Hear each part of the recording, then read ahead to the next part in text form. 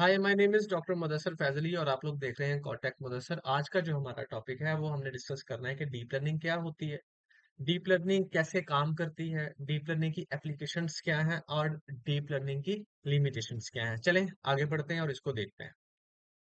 देखिए आप ना समटाइम ये जरूर हैरान हुए होंगे कि ये कैसे होता है कि हम कोई वेब पेज देते हैं गूगल को और वो ट्रांसलेट कर देता है, या हम उसे कुछ किसी भी जुबान में कोई बात कहते हैं वो उसको ट्रांसलेशन कर देता है। यानी कि वो ट्रांसलेशन एक्चुअली होती कैसे है, ये गूगल कर कैसे रहा है।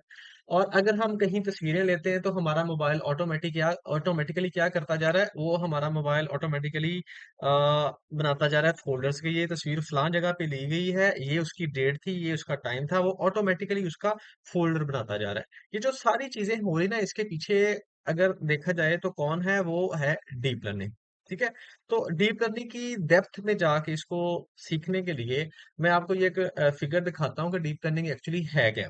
तो मैं आपको ये एक इमेज दिखा रहा हूँ जिसमें आपने ओवरऑल देखा होगा कि जो डीप लर्निंग है वो ब्रांच है मशीन लर्निंग की, और मशीन लर्निंग ब्रांच है किसकी, आर्टिफिशियल इंटेलिजेंस की। अब इन तीनों चीजों को हम एक एक करके सीखते हैं कि ये एक्चुअली तीनों में फर्क क्या है और ये काम कैसे कर रही है। तो आप अगर देखें कि आर्टिफिशियल इंटेलिजेंस क्या है, तो आर्टिफिशियल इंटेलिजेंस है ऐसे जैसे कि कोई रोबोट जो है किसी ह्यूमन बीइंग को क्या करता है, मिमिक करता है, उसकी नकल करता है। ठीक है, ये एक ऐसी टेक्निक है आर्टिफिशियल इंटेलिजेंस, यानी कि ओवरऑल लिया जाता है इसके अंदर और बहुत सारी चीजें शामिल है, जैसे कि अभी आपने देखा कि मशीन लर्निंग है, डेटा साइंस है, स्टैट्स है, डिफरेंट थिंग्स जो है ना वो मिलके एक आर्टिफिशियल इंटेलिजेंस जो है ना वो बनाती है। अगर हम मशीन लर्निंग की बात करें तो मशीन लर्निंग में हमारे पास क्या होता है कि हम कोई ना कोई डेटा देते हैं, देन हमारा एल्गोरिदम ट्रेन होता है और फिर हमें क्या कर देता है, आउटपुट दे देता है मशीन लर्निंग।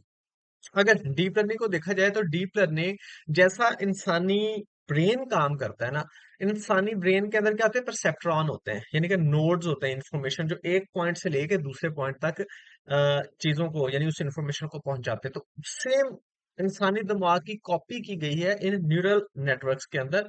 इस चीज के अंदर शायद आपको ये जो है, मैं अभी इसको जरा लेजर ले लेता हूँ पॉइंटर। हाँ, ये जो चीज है ये न्यूरल नेटवर्क है जो कि मिमिक कर रहा है, जो कि कॉपी कर रहा है किसकी, इंसानी दिमाग की, और इसे ही डीप लर्निंग कहा जाता है। ठीक है। आगे बढ़ते हैं, इसको और गहराई में सीखते हैं कि एक्चुअली ये चल क्या रहा है। तो देखो हमारे पास ना एक डेटा सेट आ गया जिसके अंदर हमारे पास ऑरेंजेस हैं और एप्पल्स हैं। अगर हम देखें कि इसको किसी ना किसी मशीन लर्निंग एल्गोरिदम को दिया जाए तो वो हमें क्या करता है, इसकी आउटपुट दे देता है कि ये एप्पल है और ये ऑरेंज है। ठीक है। लेकिन जब आप मशीन लर्निंग एल्गोरिदम को ये सारी चीजें देते हो ना, तो साथ में आप फीचर्स का भी बताते हो कि भाई जो एप्पल है उसका साइज ये होगा, यहाँ से मोटा होगा, यहाँ से बारीक होगा, इसका जो पेटल लेंथ है, पेटल विड्थ है उस लीव्स की वो ये होगी। ऑरेंज का आप उसे बताओगे कि वो गोल होता है और उसका कलर इस तरीके का। ये सारी चीजें आप क्या करोगे, मशीन लर्निंग एल्गोरिदम को पहले बताओगे, यानी कि ये सारे फीचर्स आपको पहले से बाय हैंड, यानी कि ह्यूमन बीइंग खुद इंटरफेयर करेगा उन फीचर्स को डिफाइन करने के लिए। तो फिर उसको समझ आएगी मशीन लर्निंग एल्गोरिदम को कि ये क्या है, और फिर वो आउटपुट बताई जाएगी। आप दूसरी साइड पे इसी चीज को डीप लर्निंग में देख रहे हैं। तो अगर आप डीप लर्निंग में जाते हैं ना, तो आपको किसी फीचर को बताने की जरूरत नहीं पेश आती। आपको कोई जरूरत नहीं है कि क्या सेब का साइज है, क्या जो है वो ऑरेंज का साइज है। ठीक है, ये किसी चीज की, किसी ह्यूमन बीइंग की इंटरवेंशन नहीं होती। ये अनस्ट्रक्चर्ड डेटा को खुद ब खुद आपका डीप लर्निंग एल्गोरिदम लेता है और लेके उसकी क्या कर देता है, क्लासीफाई कर देता है, उसकी प्रिडिक्शन कर देता है कि ये चीज ऐसे ऐसे होती है। लेकिन जो सबसे बड़ी बात है ना, यानी इसके अंदर, वो ये है कि इसको ट्रेन करने के लिए हमें डेटा सेट बहुत बड़ा चाहिए होता है। मशीन लर्निंग एक छोटे डेटा सेट पे भी अच्छी परफॉर्मेंस देता है, लेकिन डीप लर्निंग को ट्रेन करने के लिए अच्छा खासा you know amount of data चाहिए, फिर जाके हमारा डीप लर्निंग एल्गोरिदम ट्रेन होता है। एंड पे मैं इसकी एक एग्जांपल भी देता हूँ कि ये एक्चुअली इसमें मोटी सी एग्जांपल हमारी डेली लाइफ से, उसको मैं आपको बताता हूँ। बड़ी मजे की एग्जांपल है, आपको कभी भी डीप लर्निंग और मशीन लर्निंग का कंफ्यूजन नहीं होगी, क्योंकि बहुत सारे लोग इन चीजों में कंफ्यूज हो जाते हैं कि what is AI, what is machine learning और व्हाट इज डीप लर्निंग। तो ये न्यूरल नेटवर्क काम कैसे करते हैं, अगर हम देखें कि हमारे पास कुछ बच्चे बैठे हैं जो जिनको हम कहते हैं कि भाई लेटर ए इसमें से रिकग्नाइज करो कौन सा है, तो वो हमें बता देते हैं कि ये ए है। ठीक है, चाहे किसी भी तरीके का उन्हें ए दिया जाए, उनको पता चल जाता है कि इसके अंदर ए ये वाला है। ठीक हो गया। क्यों पता चल जाता है, क्योंकि ह्यूमन बीइंग है, ट्रेनिंग है थोड़ी सी दिमाग में, और जल्दी से वो सीख जाता है कि ये चीज ऐसी है। आप सपोज करें कि यही काम मैं किसी कंप्यूटर को कहता हूँ कि भाई कंप्यूटर ये बताओ कि ये क्या है, तो कंप्यूटर क्या कहेगा, भाई क्या कह रहे हो, आपका मतलब हिल गए हो, मुझे क्या चीजें बता रहे हो। यानी हम उसकी उसकी जबान में कहेंगे, तो फिर वो प्रॉपर ट्रेनिंग चाहिए उसको, ये सारे काम चाहिए, लेकिन कंप्यूटर को जल्दी से चीज समझ नहीं आएगी अनटिल अनलेस हम उसको प्रॉपर ट्रेन ना करें तो। सही हो गया। तो अब न्यूरल नेटवर्क काम कैसे करते हैं, हमने लेटर ए दिया और लेटर ए के अंदर हमारे पास सारे पिक्सल्स हैं। सही है। और ये जो डेटा है ना, एज ए पिक्सल, हर पिक्सल की एक वैल्यू होती है। ये हम जब अभी आगे जाके मैं इसको एक्सप्लेन करूंगा कि पिक्सल क्या होता है, ये कैसे इनका जो कलर है वो कैसे चेंज होता है, जैसे ही पिक्सल की वैल्यू चेंज, ये सारी चीजें हमने सीखनी है, लेकिन अभी मैं मोटी सी एग्जांपल आपको देना चाह रहा हूँ। तो इस ए को हम इस न्यूरल नेटवर्क को देंगे और न्यूरल नेटवर्क हमें इसकी आउटपुट दे देगा। सही है। इस न्यूरल नेटवर्क के अंदर जो पहली लेयर होती है ना, इसको कहते हैं इनपुट लेयर। सही है। और जो दूसरी लेयर है इन्हें कहते हैं हिडन लेयर। इस वक्त सिर्फ एक हिडन लेयर है, लेकिन ये नंबर ऑफ हिडन लेयर्स भी हो सकती हैं, बहुत सारी भी हो सकती हैं।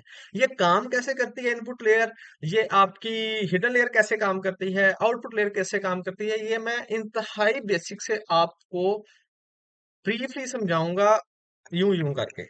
ठीक है, अगली वीडियोस के अंदर। इसलिए ये जो समंदर है आपका यूट्यूब, इससे पहले कि आप गुम हो जाओ इस समंदर में, तो इस प्लेलिस्ट को आपने क्या कर लेना है, सेव कर लेना है और चैनल को सब्सक्राइब कर लेना है। ठीक है।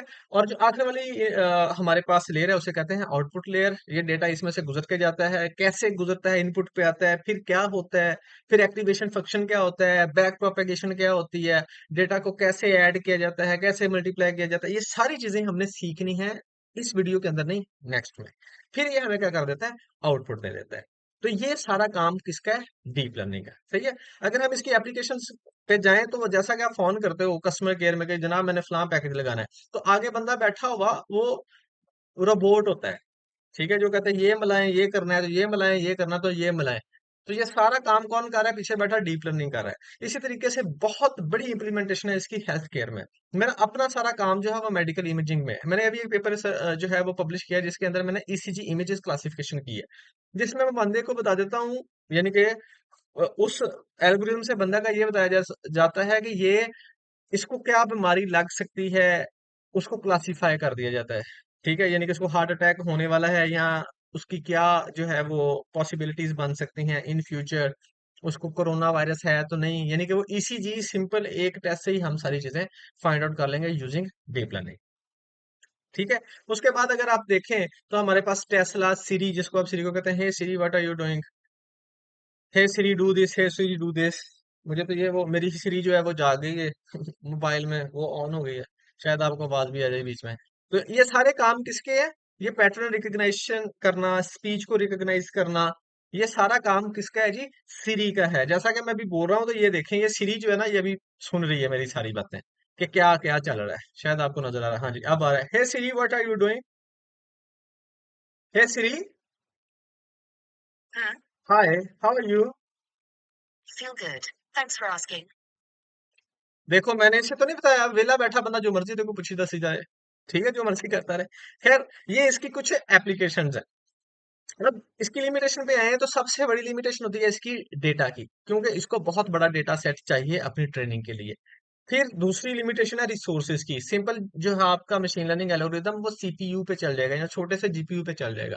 लेकिन डीप लर्निंग को ट्रेन करने के लिए आपको बड़े बड़े जीपीयूज चाहिए, बड़ी बड़ी मशीनें चाहिए, फिर जाके वो सारे जो ना अपना डेटा को ट्रेन करेगा। और सम टाइम ऐसा होता है कि जो ये जो ट्रेनिंग टाइम लिखा हुआ है थर्ड नंबर पे, कि ट्रेनिंग टाइम में सम टाइम दिन लग जाते हैं, हफ्ते लग जाते हैं, महीने लग जाते हैं, फिर कहीं जाके आपका रिजल्ट आता है। ये होता है डीप लर्निंग। अब डेटा को कैसे हम, मैंने कहा था मैं आपको एग्जांपल देता हूँ।